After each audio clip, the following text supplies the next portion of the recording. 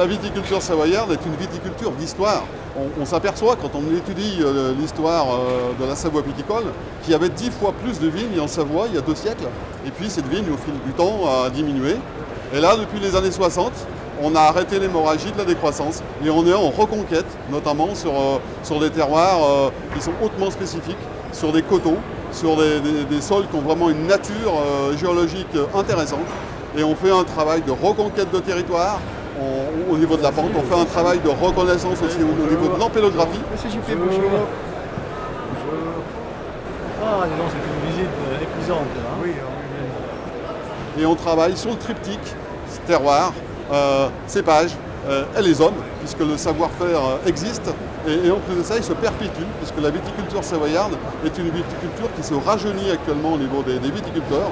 Donc il y a une vraie reconquête à tous les niveaux.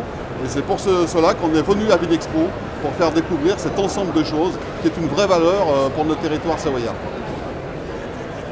Vous avez beaucoup de monde, c'est déjà bien. Oui, lui, il était là tout à l'heure. Les négociants sont heureux, il y a beaucoup de monde. J'espère que ça va bien marcher. C'est tout à l'honneur de Bordeaux et des Vins. On fait du bon vin là où on a envie d'en faire. Il y a des régions où on ne pourra jamais en faire, à peu près certains, mais il y a plein de régions de France et d'ailleurs dans le monde qui ont un potentiel viticole élevé, voire très élevé, et où on ne cultive pas la vigne. Donc Roger Dion a parfaitement mis le doigt sur cette affaire-là. Je dirais que c'est comme une interprétation d'un concerto pour violon. Il vous faut une bonne partition, il vous faut un bon violon, si vous avez un Stradivarius tant mieux, il vous faut aussi un bon violoniste. Et accessoirement, il vous faut une bonne assistance qui va pousser le violoniste, l'artiste, à donner le meilleur de lui-même. Si vous n'avez pas l'ensemble, vous n'avez pas une bonne interprétation. Et ben le vin, c'est pareil. Il vous faut l'ensemble. Ça ne sert à rien d'avoir un Stradivarius si vous ne savez pas faire le vin et si vous n'avez personne pour vous l'acheter.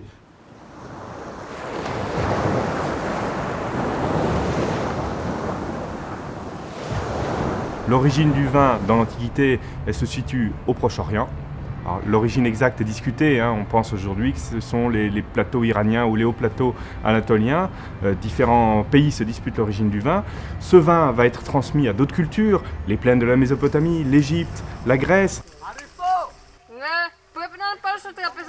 De la Grèce, il va arriver très tard avec la colonisation du sud de l'Italie, de la Grande Grèce, en Occident. Quand je dis tard, c'est au 8e, 7e siècle avant notre ère. On cultive déjà du vin en Italie bien plus anciennement, dès l'âge du bronze, mais disons la production commerciale, la production à grande échelle du vin, c'est quelque chose de relativement récent dans l'histoire de l'Occident. L'organisation de l'espace terrestre, donc qui fait l'objet de la géographie, l'organisation de l'espace terrestre naît de la volonté humaine et non pas d'une obligation, d'une nécessité absolue. Et Dion l'a montré pour la vigne. Il commence même son livre comme cela, en disant que le vin est une boisson de dilection, et non pas une boisson de nécessité. On peut vivre sans vin. Moi, j'ai tendance à dire tellement moins bien, mais vouloir boire du vin, c'est une volonté d'affirmation identitaire et culturelle. Jupiter, par ta bienveillance, tu nous permets ce jour de célébrer la vendange tant attendue. Pour ce qui est des vignobles qui se mettent en place au début de l'époque romaine, dans la région Rhône-Alpes actuelle, qui comprend la Savoie, avec ce fameux cépage, la Lobrogica, dont les textes nous disent qu'il est indigène. D'où peut-il provenir ? Jupiter, nous t'offrons la plus belle grappe de cette vendange. Alors, il y a 2 hypothèses. La première, c'est qu'effectivement des cépages, des savoir-faire, des techniques aient circulé très tôt via les vallées alpines. Ces peuples alpins sont très fortement tournés en direction de l'Italie. Ils entretiennent des rapports très anciens, très étroits avec les Étrusques notamment. Et on peut imaginer que très tôt, ils ont acquis les techniques et les cépages qui leur permettent de produire du vin. Hypothèse numéro 1. La seconde hypothèse, qui a ma préférence, c'est d'imaginer que ces vallées alpines tournées en direction du Rhône ont bénéficié très tôt du commerce entretenu avec les Grecs de Marseille. Ils importent du vin dans les amphores et on peut imaginer qu'ils ont assez tôt acquis à la fois les cépages et les techniques qui leur ont permis de produire eux-mêmes leur vin. Et ce cépage allobroge se serait développé quelque part entre le 5e et le 2e siècle avant notre ère. Et il va être développé à une grande échelle au début de l'époque romaine. Alors le cépage, il est marqué juste devant vous. C'est quoi ? La mondeuse.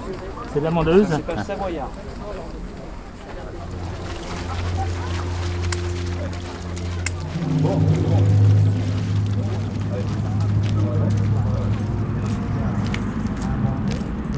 Toute la cité de Vienna était équipée entre guillemets par tout un réseau viaire, donc ce qui fait qu'il y avait très peu de zones enclavées.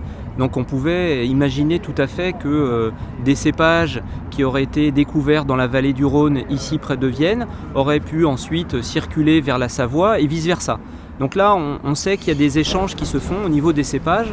Les textes anciens nous le disent pour d'autres régions de la Méditerranée, comme l'Italie notamment, ou l'Espagne. Donc on peut tout à fait imaginer qu'à l'intérieur de la cité de Vienna, il y a eu ces déplacements d'une région à l'autre pour échanger, implanter de nouveaux cépages, faire des essais.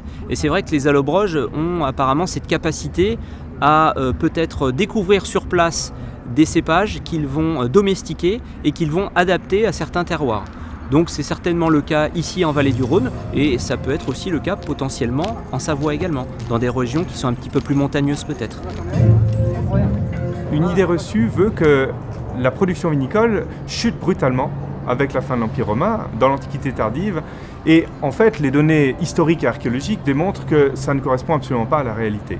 Quand on relit bien les textes, par exemple les tout premiers cartulaires du 9e, 10e siècle, on se rend compte, en région lyonnaise, qu'il n'existe pratiquement pas une villa, pas un domaine qui ne possède son vignoble et qui l'exploite au moins à des fins de consommation familiale ou locale.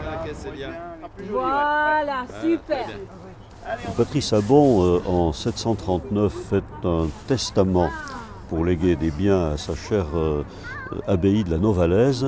Et entre autres, il lègue à Saint-Jean une maison, enfin à Maurienne, c'était Maurienne, parce qu'à l'époque on ne dit pas encore Saint-Jean de Maurienne. Et il lègue une maison avec ses jardins et ses vignes. Voilà, on a une preuve écrite de vigne ici. Mais cette vigne est certainement bien antérieure. De toute façon, à partir du moment où le christianisme est implanté en Maurienne, on va cultiver la vigne, il faut du vin de messe. Incontestablement, les abbayes ont joué un grand rôle parmi d'autres propriétaires attachés à la production de bons vins, qui sont donc les évêques, qui sont les chapitres des évêchés, qui sont tous les seigneurs aristocratiques du plus petit au plus grand.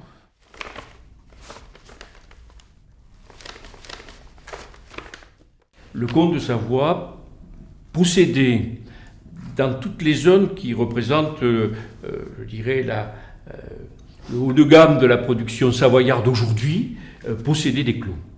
Et d'une certaine manière, c'est cette présence comtale dans les endroits importants des crus savoyards qui remonte donc très haut, au XIIIe, même peut-être au XIIIe siècle, peut-être avant, qui explique l'importance du vignoble savoyard. Elle n'est pas trop pleine, tu devrais... Voilà. Pour en donner une superficie, c'est très difficile, mais je dirais que sur chaque paroisse où l'on produit du vin, un vin de qualité, le comte devait posséder entre 5 et 10 hectares en moyenne. Le vignoble que vous voyez sur ma gauche on sait qu'il s'appelle le Clos du Monarque depuis le XVe siècle. Le monarque, c'était évidemment les comtes et les ducs de Savoie. Il y avait beaucoup de relations entre la famille de Savoie et la famille de Bourgogne. La femme d'Amédée VIII était Marie, et s'appelait Marie de Bourgogne. Elle était une Bourgogne, et puis de toute façon, il y avait ces intermariages entre les grands souverains d'Europe à cette époque-là. Il y a eu beaucoup de liens avec la Bourgogne. Et d'ailleurs, probablement que tout l'apparat, toute la culture de cour de la Savoie était un peu copiée sur celle de la Bourgogne de l'époque. Il ne faut pas oublier non plus qu'on a affaire, comme dans toute l'Europe princière de l'époque, à des cours itinérantes. Donc il faut pouvoir, à un moment ou à un autre, approvisionner ces cours. Ces vignobles comtaux ont joué un rôle de marqueur de qualité qui explique aujourd'hui la présence d'appellations d'origine protégées, comme on dit aujourd'hui, qui sont les grands crus ou les principaux crus du vin de Savoie. du côté de Bonneville, le vignoble d'Aise qui est largement documenté dans les contes de Châtellenie de Bonneville.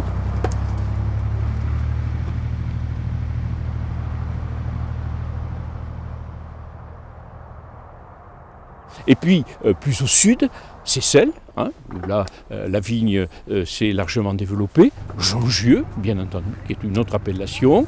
Chignin, où là, il me semble-t-il, le comte est un peu moins présent, mais un certain nombre de ses serviteurs ont développé aussi un vignoble personnel dans ces zones-là.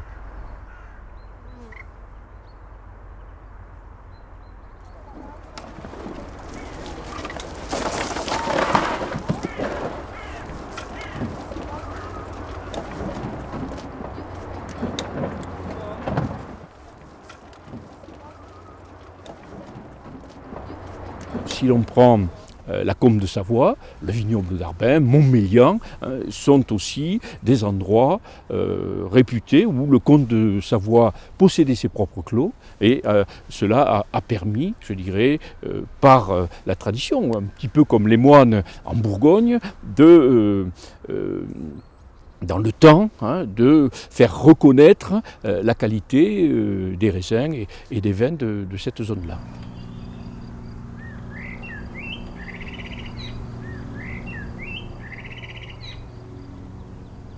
Il y avait des belles racines là. Ah, ça, et encore, il n'est pas très enraciné celui-là. Il y a bien mieux. Ouais. Mais ça va bien, ça va bien.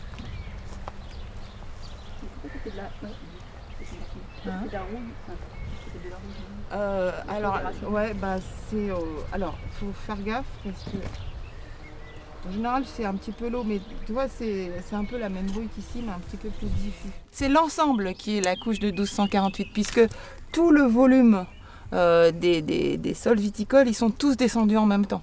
Donc là, on n'a pas de problème de datation. Tous ces cailloux sont descendus en même temps. C'est pas la couche de 1248. Tout est descendu en même temps. Donc tout ça, ça provient de là-haut et c'est descendu en 1248. Imaginez toutes ces surfaces complètement chaotiques, parsemées de blocs énormes. Qu'est-ce que vous voulez faire avec un cheval? Vous ne pouvez pas labourer, donc vous ne pouvez plus avoir de champ. Donc dans ces cas-là, on installe de la vigne un petit peu, on peut la mettre un petit peu partout, on est tranquille, on la récolte. Donc ils ont créé, en fait, c'est un terroir qui s'est créé, mais ça me satisfait beaucoup plus que ce que dit monsieur sur le fait qu'avant, il n'y avait pas de grands vignobles et que c'est après, on est passé à un terroir difficile, compliqué, pas plat, sans mais continuité, et pas mal pour la vigne, puisque effectivement, elle peut, une racine de vigne, et en attendant, elle va faire le tour des blocs et du coup, la vigne va s'installer.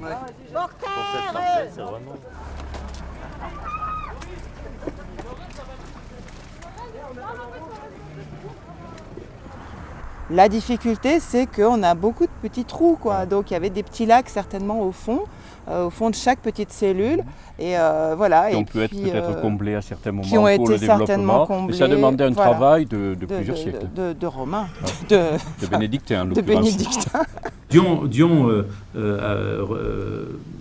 s'est beaucoup appuyé sur une phrase d'Olivier de Serres qui, dans son théâtre d'agriculture écrit en 1601, donne des conseils à tous les propriétaires agricoles, quels qu'ils soient. Et à propos de viticulture, Olivier de Serres dit, 1601 donc, « Que feriez-vous d'un grand vignoble s'il n'est en lieu pour vendre votre vin ?»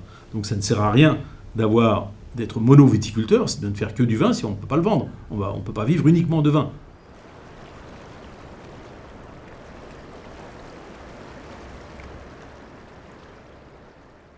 Lorsqu'on est sur les bords du lac du Bourget ou lorsqu'on se trouve ici, on est à 2 pas de rivière, donc une navigation, d'un commerce fluvial relativement important. Il y a un port à Montmélian et effectivement, les évêques de Grenoble faisaient venir leur vin de la région de Chignin. Ou des abîmes, ça je n'en sais rien. Donc partout, ça c'est un élément important. Fleuve, mais ce qu'on connaît moins, vignobles, c'est l'importance aussi du trafic entre Chambéry, donc le lac du Bourget, et Lyon, via le canal de Savière et le Rhône. Certains vins plus proches, les vins de Chautagne notamment. La Chautagne était une région de beaux vignobles, bénéficiant d'un climat, je crois, favorable, grâce à la réserve d'eau que constituait le lac du Bourget, qui contribuait à adoucir les températures et à éviter les gels redoutables. Eh bien, le vin de Chautagne se vendait en effet à Genève de façon privilégiée, à certaines époques en tout cas.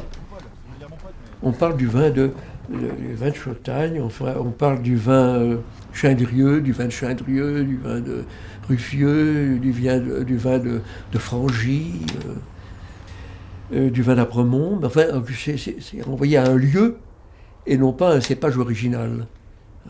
Le vin des Altesses, quand s'est-on mis à parler couramment de vin des Altesses en Savoie, vous connaissez évidemment l'origine, ce duc de Savoie qui aurait rapporté un cépage de Chypre au début du XIIIe siècle lorsqu'il est allé prêter main forte à son cousin paléologue. Altesse, on sait très bien que ça se référait précisément à Anne de Chypre. Non, je crois que c'est bien documenté, l'importation de plants de Chypre. Anne de Chypre qui a donc épousé Louis de Savoie, le fils d'Amédée VIII. Anne de Chypre a amené de Chypre justement plusieurs plants. Il y a l'Altesse, puis d'autres encore. Est-ce que l'Altesse arrive tout droit de Chypre à la période des croisades, ou est-ce que c'est un cousin germain d'un certain cépage qui viendrait de Hongrie? Alors, moi j'attends le verdict des personnes qui travaillent sur le sujet, mais je pense que, en ce qui me concerne, l'histoire est tellement belle, un pied de vigne qui arrive de l'île de Chypre et qui serait arrivé par le Rhône pour être implanté ensuite sur nos coteaux, les Altesses à Lucé et ensuite sur le coteau de Marétel, eh bien je crois que la vérité est peut-être là et il faut nous y résigner probablement.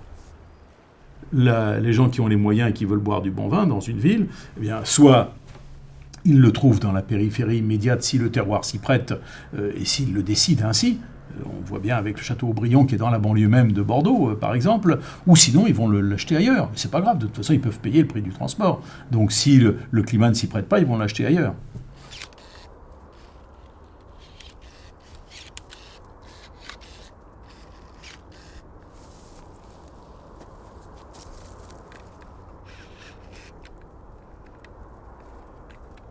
Toutes les villes veillaient à sauvegarder leur vignoble immédiat. C'est le cas à Chambéry. Pourquoi? Parce que les Chambériens avaient eux-mêmes leurs vignes et ne tenaient pas à ce que des vins extérieurs viennent concurrencer les vins qu'ils pouvaient, eux, tirer de leur propriété, précisément du côté de Montmélian. Ils étaient le vignoble de Montmélian, d'Arbin, de Saint-Baldoff, etc., dans tous ces coins-là, jusqu'à Saint-Jean-de-la-Porte, étaient en grande partie aux mains de nobles et de bourgeois de Chambéry. Les grandes familles de Savoie étaient alliées non seulement aux grandes familles de Piémont, mais également à des grandes familles françaises. Et sur le plan des relations, de la consommation, des banquets, des réceptions, tout ceci marque des goûts nouveaux, des attentes nouvelles, et les banquets savoyards, étaient... quand on en lit quelques descriptions, par chance, eh bien, on s'aperçoit que c'est une cuisine, une gastronomie, et un goût extrêmement raffiné pour les boissons, jusqu'aux boissons exotiques. La famille royale n'avait pas de biens, à proprement parler, en Savoie, ni de vignoble, bien entendu. Son rapport avec la viticulture, c'était un rapport tout à fait officiel par l'intermédiaire des ministres, etc., et des autorités judiciaires en particulier. Donc les codes de justice, évidemment, attachaient une très grande importance au respect des règles en matière de viticulture. Le pouvoir royal sanctionnait évidemment l'ensemble de ces règles, bien entendu. Et on ne peut pas dire que Turin ait quand même déployé un zèle particulier pour favoriser la viticulture en Savoie au XVIIIe siècle.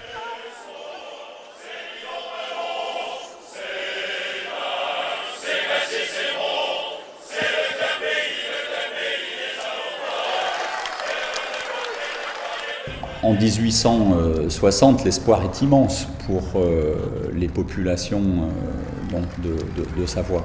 Le gouvernement français va mettre l'accent notamment, en utilisant des personnalités locales comme Pierre Tochon, va mettre l'accent sur la formation. Pierre Tochon qui sera, alors dès avant l'annexion, mais a fortiori après 1860, eh bien, l'animateur en quelque sorte de ce mouvement qui va donc agiter tous les notables et qui va permettre une transformation assez rapide de l'agriculture savoyarde et de sa viticulture en particulier. Il est un des militants pour la conduite sur pieux, en vigne basse, avec donc également tout un effort qu'il porte lui-même en tant que professeur d'agriculture sur la formation de ceux qui doivent à terme pouvoir tailler eux-mêmes leurs vignes.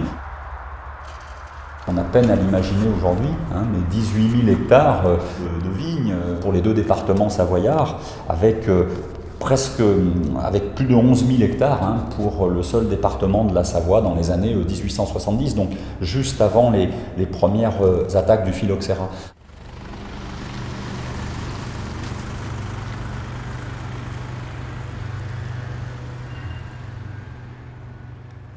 Le premier qui vraiment découvre scientifiquement la présence du phylloxéra, eh bien c'est le président de la Société d'agriculture de Chambéry, un dénommé Pierre Tochon, qui va jouer un rôle important en Savoie pour propager, j'allais dire, la bonne parole. Il aura du mal, c'est-à-dire l'introduction de la greffe, greffer le cépage français de Vitis vinifera sur des vignes américaines résistantes, comme Portegreffe. Mais ça a été très long.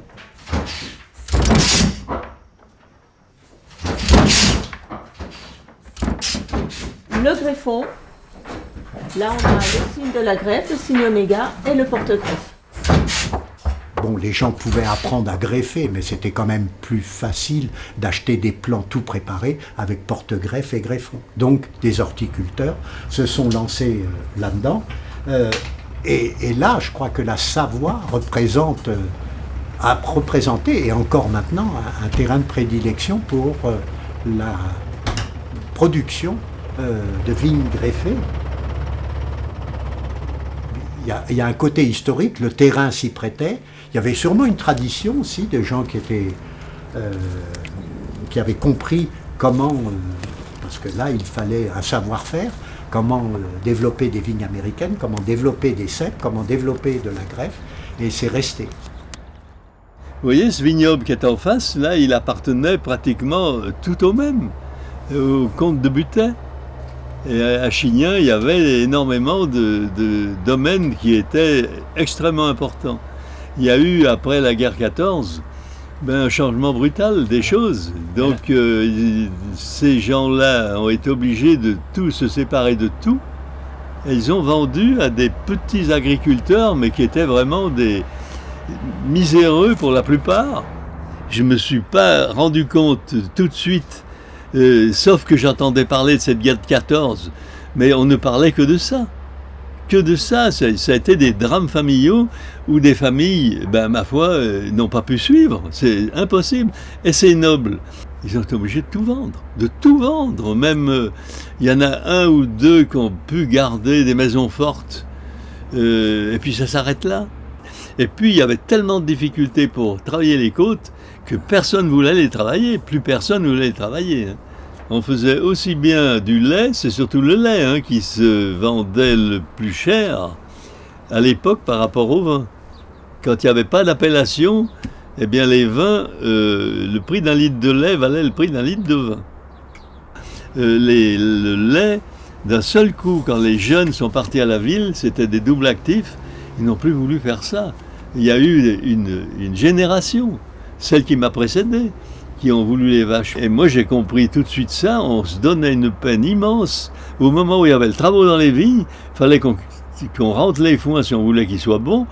Et on ne pouvait pas tout mélanger. Alors, ça m'a d'ailleurs mis en conflit avec ma mère, bien que je l'ai beaucoup aimée, elle, contrairement.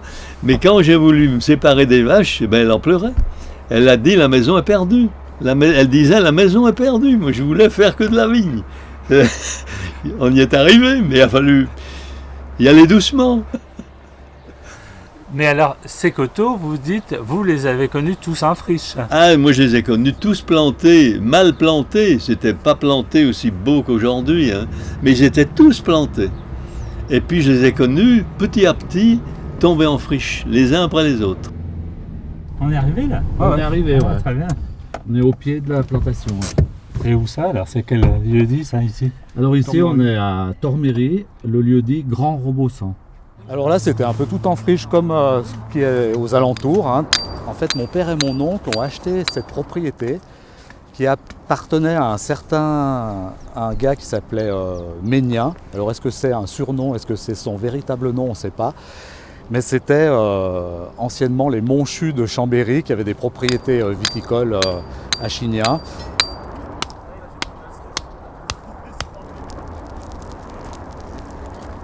Aujourd'hui, voilà, on réalise un peu un vieux projet, un vieux rêve que mon père avait déjà à l'âge de 20 ans. Voilà. Ça sera la vigne la plus pentue, c'est pour ça que je ne vais pas la planter de façon traditionnelle comme les autres vignes, c'est-à-dire palissée. Par contre là, on va planter sur échalas. Donc on va pouvoir naviguer en travers de la pente et non pas dans le sens de la pente. Et ça sera beaucoup moins fatigant pour nous. Voilà. Même si on met toujours en valeur la circulation dans les vallées alpines, tout ça est très vrai, dans l'ensemble, c'est quand même un pays de montagne, par conséquent, relativement enclavé, si on le compare, bien sûr, c'est pas l'Himalaya, mais si on le compare à la Bourgogne, au Bordelais ou à la Champagne, c'est infiniment moins ouvert sur l'extérieur et sur la circulation, par conséquent, sur le commerce, pour n'importe quelle production, que tout autre vignoble. Donc c'est vraiment les sports d'hiver qui ont révélé le vignoble de Savoie comme un vignoble de grande qualité. Et comme toujours, à partir du moment où vous avez des gens qui ont envie de boire du vin, et qui sont connaisseurs, amateurs et qui acceptent de payer le prix, ça c'est un stimulant pour les vignerons qui se mettent à progresser, qui envoient leurs enfants dans les écoles de viticulture et qui se mettent à faire de la promo ou de l'abîme de grande qualité, à découvrir les vertus extraordinaires de certains cépages comme l'Altesse ou la Mondeuse, qui auparavant, moi j'ai bu des mondeuses dans les années, quand je faisais ma maîtrise, dans les fin des années 60, début 70, il fallait vraiment s'accrocher pour boire de la mondeuse. Hein. Aujourd'hui vous avez des mondeuses magnifiques, extraordinaires, et longues en bouche, délicates, aromatiques, complexes. Ça c'est une génération de travail révélée par des acheteurs. Mettez-moi un peu plus par là. Comment? Un peu plus par là. Mettez-moi un peu plus là. Là, stop. Depuis 1973, c'est vrai que notre production a été facilitée par l'extraordinaire vitrine touristique des départements de renommée mondiale. Notre vignoble est passé donc de 1113 hectares en 1973 et a doublé aujourd'hui, puisqu'aujourd'hui on a 2100 hectares de vignes pour une production de 120 000 hectolitres. Donc aujourd'hui, moi je suis confiant en l'avenir des vins de Savoie grâce à la qualité justement de ces terroirs et surtout à l'arrivée d'une jeune génération de vignerons qui aujourd'hui sont passionnés par la qualité, et c'est cela qui nous donne envie encore de progresser. Et donc aujourd'hui, nous sommes une production diversifiée, dynamique et très jeune, et donc nous lui souhaitons un bel avenir. Merci. La Savoie indépendante, c'est une histoire politique, hein. On va pas la refaire, c'est 1860, on sait tous ce qui s'est passé. Là-dessus, moi ce que je peux dire, c'est qu'effectivement le Savoyard a gardé le caractère indépendant. Et je crois que le travail qu'on fait au niveau de la viticulture reflète un petit peu ces traits de caractère, cette envie que nous avons de communiquer sur notre histoire, sur nos savoir-faire. Et puis on est déterminé dans ce qu'on fait. Et on est déterminé sur la viticulture savoyarde d'arriver à lui faire reconnaître sa notoriété et ses lettres de noblesse à travers les viticulteurs, mais aussi à travers les produits qui évoluent sans cesse et qui maintenant sont reconnus sur les plus grandes tables par les plus grands spécialistes, et puis qui aujourd'hui sont sur ce stand très international de Vinexpo. Et ça, c'est une vraie satisfaction.